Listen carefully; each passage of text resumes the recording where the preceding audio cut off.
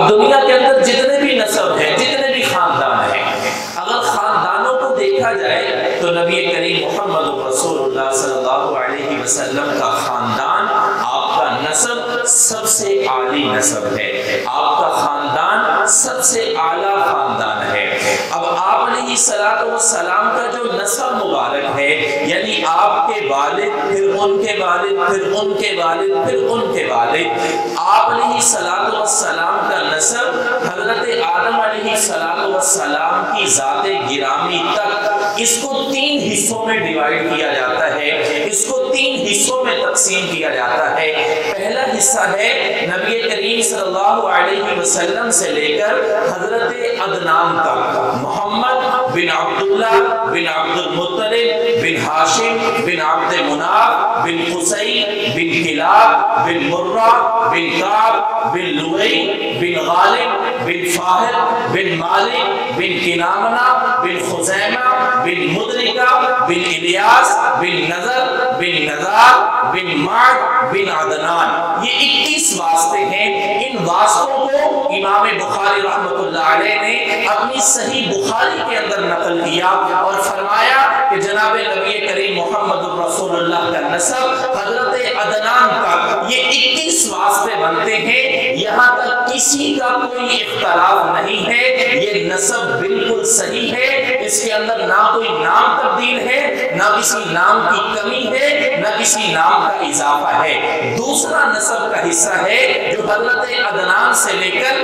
حضرت اسماعیل علیہ السلام تک جاتا ہے۔ حضرت اسماعیل اور حضرت عدنان تک کتنے فاصلے ہیں، کتنے افراد درمیان میں آتے ہیں؟ بعض لوگوں نے یہ کہا ہے کہ صرف 8 واسطے ہیں حضرت عدنان سے لے کر حضرت اسماعیل تک، لیکن جو سب سے معتبر سیرت کی کتاب ہے طبقات ابن سعد کے اندر یہ نقل کیا گیا ہے کہ حضرت عدنان سے لے کر حضرت اسماعیل علیہ السلام تک 40 واسطے آتے ہیں۔ 40 واسطوں کے بعد پھر حضرت عدنان کی باری شروع ہوتی ہے، اور یہ جو واسطے ہیں حضرت عدنان سے لے کر حضرت اسماعیل علیہ السلام تک، یہ کسی کتاب کے اندر ایسا نہیں ہے کہ ساری کتابوں کے اندر بالکل عین ہی لکھے ہو۔ سیرت کی مختلف کتابوں کے اندر ان حضرات کے نام لکھے ہیں، لیکن تعداد مختلف ہے، نام مختلف ہیں۔ کسی نے حضرت عدنان سے لے کر حضرت اسماعیل تک 8 واسطے لکھے ہیں، انہوں نے 8 ناموں کا تذکرہ کیا۔ کسی نے 30 واسطے لکھے، انہوں نے 30 ناموں کا تذکرہ کیا، لیکن معتبر روایات سے یہ ثابت ہوتا ہے، معتبر تاریخ کی کتابوں سے یہ ثابت ہوتا ہے کہ حضرت عدنان سے لے کر حضرت اسماعیل تک 40 واسطے ہیں، اور حضرت اسماعیل سے لے کر حضرت آدم علیہ السلام تک کا جو نسب ہے وہ تورات جو کتاب ہے جو یہودیوں پر نازل ہوئی، جو حضرت موسیٰ پر نازل ہوئی، اس کے اندر یہ نسب نامہ موجود ہے جو حضرت اسماعیل سے لے کر حضرت آدم علیہ السلام تک موجود ہے۔ اب آپ علیہ السلام کا نسب مبارک سب سے اعلیٰ نسب مبارک ہے، لیکن اگر آپ کے ان جد امجد، آپ کے آباء و اجداد کا تذکرہ کیا جائے کہ حضرت عدنان سے نیچے جتنی بھی اولاد ہے، آپ صلی اللہ علیہ وسلم کے علاوہ 20 نام آتے ہیں۔ اب اگر ان 20 ناموں میں سے دیکھا جائے کہ کون سے ایسے نام ہیں جن کی وجہ سے جناب نبی کریم محمد رسول اللہ صلی اللہ علیہ وسلم کا خاندان نمایاں ہو جاتا ہے۔ ویسے تو یہ بات ہم سبھی جانتے ہیں کہ حضرت ابراہیم علیہ السلام نے جب بیت اللہ کو تعمیر کیا تھا، تعمیر کرنے کے بعد تعمیر کے اندر ان کے صاحبزادے حضرت اسماعیل ان کے ساتھ تھے۔ تعمیر کرنے کے بعد حضرت ابراہیم نے وہاں پر دعا فرمائی تھی، ربنا وابعث فیہم رسولا منہم یتلو علیہم آیاتی ویزکیہم ویعلمہم الکتاب والحکمہ، کہ یا اللہ یہاں پر ایسا رسول مبعوث فرما جو تیری آیات کی تلاوت کرے، جو تیرے احکامات لوگوں کو پہنچائے، جو لوگوں کا تزکیہ کرے۔ اللہ تعالیٰ نے حضرت آدم کی دعا کو قبول فرمایا۔ حضرت آدم کے 2 بیٹے تھے، حضرت اسماعیل، حضرت اسحاق۔ حضرت اسحاق کے اندر نبوت کو جاری فرما دیا۔ حضرت اسحاق کی اولاد میں سے حضرت یعقوب نبی بنے، حضرت یعقوب کی اولاد میں حضرت یوسف نبی بنے، حضرت یوسف کی اولاد کے اندر نبوت چلتی رہی۔ آخری پیغمبر جو حضرت اسحاق کی اولاد میں پیدا ہوئے وہ حضرت عیسیٰ علیہ السلام ہے، لیکن جناب حضرت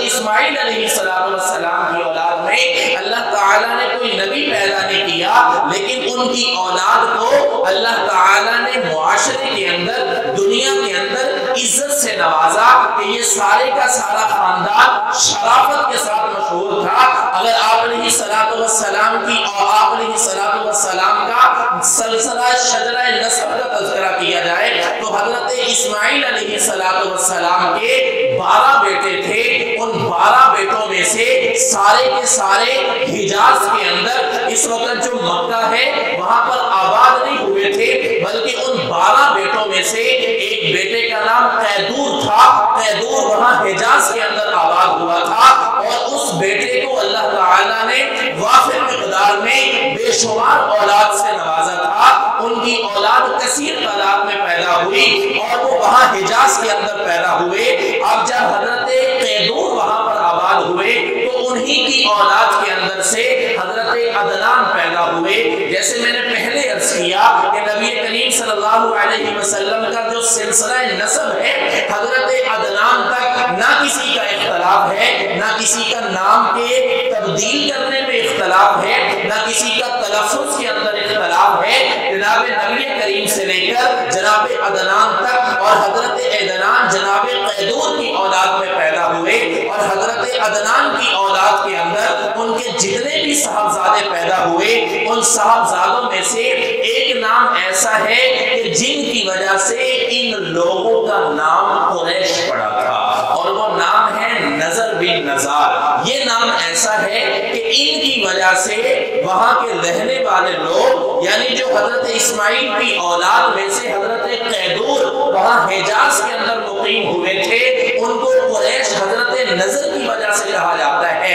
اب حضرت نظر کی اولاد جتنے بھی ہیں ان میں سے ایک نام ایسا ہے کہ جس نے بہت زیادہ شہرت پائی ہے اور انہی کی وجہ سے آپ صلی اللہ علیہ وسلم کے خاندان کو حرم کی خدمت نصیب ہوئی اور نام ہے وہ قصی بن کلاب۔ قصی بن کلاب کے بارے میں یہ آتا ہے کہ وہ ایسی معزز شخصیت تھی کہ وہ باروق تھے اور ان کے دل کے اندر لوگوں کی عوام کی خدمت کا جذبہ بڑا تھا اور جب وہ حرم کے اندر آئے تو ان کے دور کے اندر جو حرم کا متولی تھا ان کا نام تھا خلیل خزاعی۔ تو حضرت قصی بن کلاب جب حرم کے اندر آئے حضرت خلیل خزاعی کو ملے تو ان سے یہ درخواست کی کہ میں آپ کی صاحبزادی سے نکاح کرنا چاہتا ہوں۔ حضرت خلیل خزاعی ان کی صاحبزادی کا نام تھا حبہ۔ حضرت قصی بن کلاب کا نکاح ہو جاتا ہے حضرت حبہ کے ساتھ اور جب حضرت خلیل خزاعی کا انتقال ہوتا ہے تو وہ اپنے داماد حضرت قصی بن کلاب کو سارے حرم کا متولی بنا دیتے ہیں اور حرم کی خدمت کی ذمہ داری حضرت قصی بن کلاب کو دے دی جاتی ہے۔ اب حضرت قصی بن کلاب کے جو کارنامے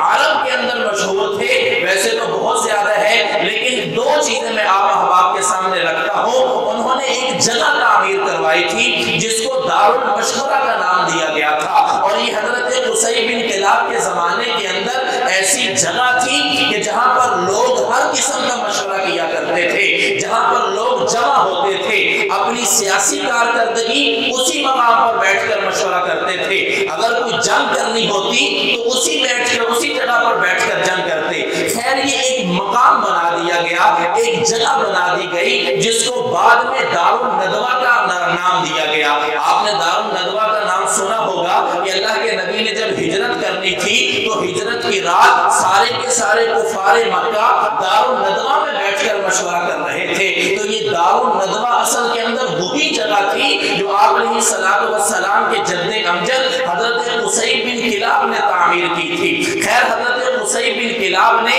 حضرت حبہ سے شادی کی اور حضرت حبہ سے شادی کرنے کے بعد حرم کے متولی بن گئے۔ جب وہ حرم کے متولی بن گئے تو ان کے جو بیٹے تھے یعنی 6 بیٹے تھے، ان 6 بیٹوں میں سے 2 بیٹے، ایک کا نام عبدالدار تھا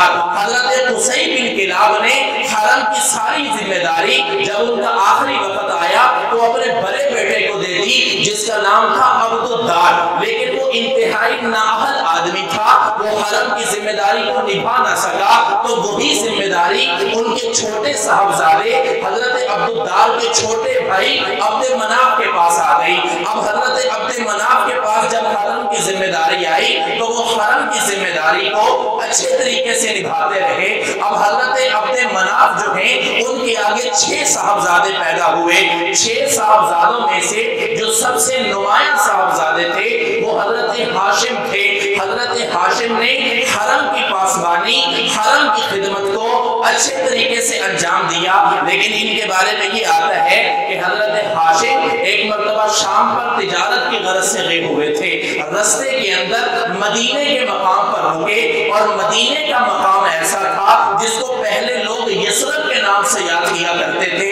یثرب کے مقام پر پہنچتے ہیں، وہاں پر ایک بازار لگا کرتا تھا، اور وہ بازار ایسا تھا جو منڈی کے اعتبار سے بہت زیادہ مشہور تھا۔ حضرت ہاشم اس بازار کے اندر رک جاتے ہیں کوئی چیز خرید و فروخت کرنے کے لیے۔ جب حضرت ہاشم وہاں بازار کے اندر جاتے ہیں تو ایک بڑی خوبصورت لڑکی، اور ایسی لڑکی جو شرم و حیا کی پیکر تھی، اس کی چال ڈھال سے شرافت اور حیا ٹپک رہی تھی۔ حضرت ہاشم نے پتہ کیا کہ یہ لڑکی کون سے خاندان کی ہے، پتہ چلا کہ یہ بنی نجار کی لڑکی ہے۔ پیغام بھیجا، اور اس لڑکی کا نام سلمہ تھا، پیغام بھیجا کہ میں نکاح کرنا چاہتا ہوں۔ پیغام نکاح کو قبول کر دیا گیا۔ اب آپ صلی اللہ علیہ وسلم کے جو پردادا حضرت ہاشم ہیں ان کا نکاح سلمہ نامی خاتون سے ہو جاتا ہے، اور یہ مدینے کے اندر ہوتا ہے۔ حضرت سلمہ کے ساتھ حضرت ہاشم نے چند دن وہیں پر گزارے، ان کے ساتھ رہے سہے۔ چند دنوں کے بعد تجارت کی غرض سے وہ شام چلے جاتے ہیں، لیکن وہاں پر غزہ کا ایک مقام آتا ہے، اس مقام پر حضرت ہاشم کا انتقال ہو جاتا ہے۔ جو ان کی بیوی تھی حضرت سلمہ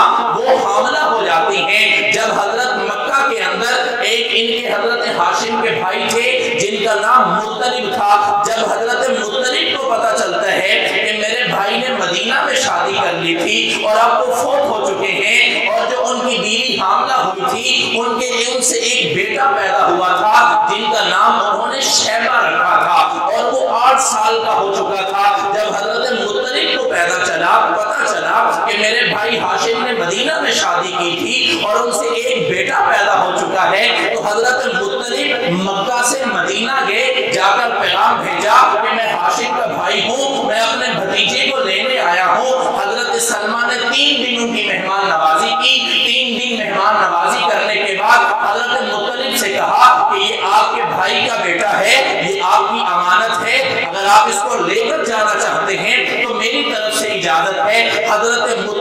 اس شیبہ نامی بچے کو جس کی عمر اس وقت 8 سال مورخین نے لکھی ہے لے کر مکہ میں آتے ہیں۔ اب اس کا نام اصل میں تو شیبہ تھا، لیکن اس کی پرورش حضرت مطلب نے کی تھی، اس کی تربیت حضرت مطلب نے کی تھی۔ تو عرب کے اندر یہ رواج تھا، عرب کے اندر یہ بات مشہور تھی، ان کا نام مطلب تھا، تو جو اس کی تربیت میں آیا اس کا نام عبد المطلب رکھ دیا گیا۔ اصل میں ان کا نام عبد المطلب نہیں تھا جو آپ کے چچا ہیں، ان کا نام اصل میں تھا شیبہ۔ تو چونکہ ان کی تربیت جو مطلب نے کی تھی تو عبد المطلب کا مطلب ہے کہ یہ مطلب کا بندہ ہے، مطلب کا غلام ہے۔ اب آپ صلی اللہ علیہ وسلم کے جو دادا ہیں حضرت مطلب، انہوں نے جو مکہ کے اندر حرم کی تولد کا کام سنبھالا، حرم کے متولی بنے، تو حرم کے اندر ان کی خدمات نمایاں تھی، لیکن ایک بڑا اہم کام، بلکہ 2 واقعات ان کے بڑے مشہور ہیں۔ ایک واقعہ تو یہ تھا کہ جو زمزم کا کنواں جو حضرت اسماعیل علیہ السلام کی ایڑی سے اللہ تعالیٰ نے ظاہر کیا ہوا تھا، اور جس سے لوگ سالوں کے سال سیلاب ہو رہے تھے، وہ کنواں گم ہو چکا تھا، اس کے اوپر پتھر آ چکے تھے، اور نہ اس کا پانی ظاہر ہو رہا تھا، نہ لوگ وہاں سے پانی پی رہے تھے۔ تو اس کنویں کی تلاش حضرت عبد المطلب نے کی تھی۔ دوسرا واقعہ جو بڑا مشہور ہے وہ یہ ہے کہ آپ صلی اللہ علیہ وسلم کی ولادت سے قبل جو ابرہہ لشکر لے کر آیا تھا، اور اس نے کہا تھا کہ میں کعبہ کی اینٹ سے اینٹ بجا دوں گا، اور وہ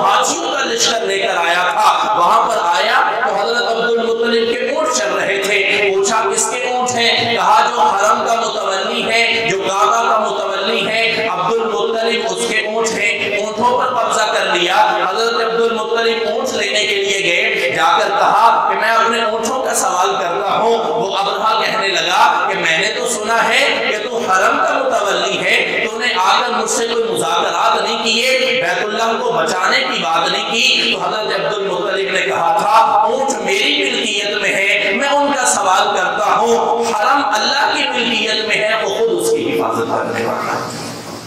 تو یہ حضرت عبد المطلب تھے۔ اب حضرت عبد المطلب نے ایک منت مانگی تھی، روایات کے اندر کتابوں میں لکھا ہے انہوں نے منت یہ مانگی تھی کہ اگر اللہ تعالیٰ مجھے 10 بیٹے دے تو میں 10 بیٹوں میں سے ایک بیٹا اللہ کے راستے میں قربان کر دوں گا۔ اللہ تعالیٰ نے حضرت عبد المطلب کو 10 بیٹے عطا کر دیے۔ وہ 10 بیٹے لے کر بیت اللہ میں پہنچ جاتے ہیں، اور اس وقت جو بیت اللہ کا امام تھا، بیت اللہ کے اندر جو لوگوں کی مذہبی رہنمائی کرنے والا تھا، آپ اس کو کوئی بھی نام دے سکتے ہیں، مذہبی رہنمائی کرنے والے کو حضرت عبد المطلب نے جا کر کہا کہ قرآن اندازی ڈالو، قرآن ڈالو، میرے 10 بیٹے ہیں، میں نے اللہ سے وعدہ کیا تھا اگر اللہ مجھے 10 بیٹے دے دیتا ہے تو ان 10 بیٹوں میں سے ایک بیٹا میں اللہ کے راستے میں قربان کروں گا۔ 10 بیٹوں کا نام لکھا گیا۔ اب حسن اتفاق ایسا تھا کہ 10 بیٹوں میں سے جب قرآن اندازی کی گئی تو حضرت عبداللہ کا نام نکل آیا۔ حضرت عبد المطلب حضرت عبداللہ کو لے کر قربان گاہ میں چلے جاتے ہیں، وہاں پر جا کر ارادہ کر لیتے ہیں جب میں نے اللہ سے وعدہ کیا ہوا ہے تو حضرت عبداللہ کو اللہ کے راستے میں قربان کروں گا۔ لیکن حضرت عبداللہ کی جو بہنیں تھیں وہ روتی ہوئی چلی جاتی ہیں، جا کر حضرت عبد المطلب سے کہتے ہیں کہ یہ بھائی ہمیں بڑا پیارا لگتا ہے، اس کو اللہ کے راستے میں قربان نہ کرو۔ حضرت عبد المطلب نے کہا جب میں اللہ سے وعدہ کر چکا ہوں تو پھر کیوں قربان نہیں کروں گا، اللہ سے وعدہ کیا ہے تو پورا بھی کروں گا۔ حضرت عبد المطلب اور ان کی جو صاحبزادیاں حضرت عبداللہ کی جو بہنیں تھیں انہوں نے ایک تجویز پیش کی، ایک رائے پیش کی۔ وہ رائے یہ تھی کہ آپ ایسا کرو کہ حضرت عبداللہ کی بجائے 10 اونٹ اللہ کے راستے میں قربان کر دو۔ جب 10 اونٹوں کی باری آئی تو انہوں نے کہا کہ میں اپنے مذہبی پیشوا سے پوچھوں گا۔ حضرت عبد المطلب نے مذہبی پیشوا سے پوچھا تو کہا کہ نہیں، یہ اللہ کی بارگاہ میں قابل قبول نہیں ہے۔ تو حضرت عبد المطلب اونٹوں کی مقدار بڑھاتے گئے، 20 کیے، 30 کیے، 40 کیے، یہاں تک کہ 100 اونٹوں پر بات پہنچ گئی کہ میرے عبداللہ کی قربانی نہ کی جائے، میں عبداللہ کی جگہ پر 100 اونٹ قربان کرنے کے لیے تیار ہو۔ طبقات ابن سعد کے اندر لکھا ہوا ہے کہ جب بات 100 اونٹوں پر پہنچی، 100 اونٹوں کی قربانی کی اور حضرت عبداللہ کو قربانی سے بچایا گیا۔ اب جب حضرت عبداللہ کو بچ گئے، وہ شام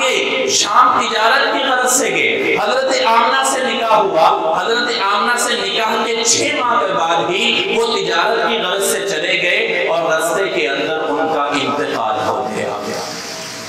یہ آپ صلی اللہ علیہ وسلم کا نسب نامہ حضرت اسماعیل، نسب نامے کے حوالے سے جو شروع میں نے بات عرض کی تھی کہ آپ کا نسب نامہ حضرت آدم تک 3 حصوں میں تقسیم کیا جاتا ہے، محمد بن عبداللہ سے لے کر حضرت عدنان تک، اور یہ نسب نامہ بخاری کے اندر موجود ہے، حدیث کی ساری کتابوں کے اندر موجود ہے۔ اس کے اندر نہ کسی کے نام کا اختلاف ہے نہ تعداد کا اختلاف ہے۔ حضرت عدنان سے لے کر حضرت اسماعیل تک سیرت کی مختلف کتابوں کے اندر نام لکھے ہوئے ہیں، لیکن ناموں میں بھی فرق ہے، تعداد میں بھی فرق ہے۔ کسی مورخ نے اور سیرت نگار نے تعداد 5 لکھی، کسی نے 8 لکھی، کسی نے 40 لکھی۔ جن لوگوں نے 40 کی تعداد لکھی ہے وہ حضرات یہ کہتے ہیں کہ اصل میں عرب کا رواج یہ تھا کہ عرب کے اندر اس کا نام لکھا جاتا تھا جو لوگوں کے ہاں مشہور تھا، جو لوگوں کے ہاں مشہور نہیں ہے اس کا نام نہیں لکھا جاتا۔ تو خیر حضرت اسماعیل سے لے کر جناب آدم علیہ السلام تک یہ جو نسب نامہ ہے یہ تورات کے اندر موجود ہے، تورات کے اندر آج بھی لکھا ہوا ہے، اور یہ نسب نامہ جو ہے وہ اس طرح محفوظ کیا گیا۔ اب یہاں تک آپ علیہ السلام کی نسب کی بات ہے۔ انشاءاللہ ہم اگلا جمعہ میں آپ صلی اللہ علیہ وسلم کی ولادت اور آپ کی سیرت کو انشاءاللہ اسی طرح آگے لے کر چلیں گے۔ اللہ تعالیٰ کی ذات سے دعا ہے کہ اللہ تعالیٰ ہم سب کو آپ صلی اللہ علیہ وسلم کی سیرت پر عمل کرنے کی توفیق عطا فرمائے۔ وآخر دعوانا الحمدللہ۔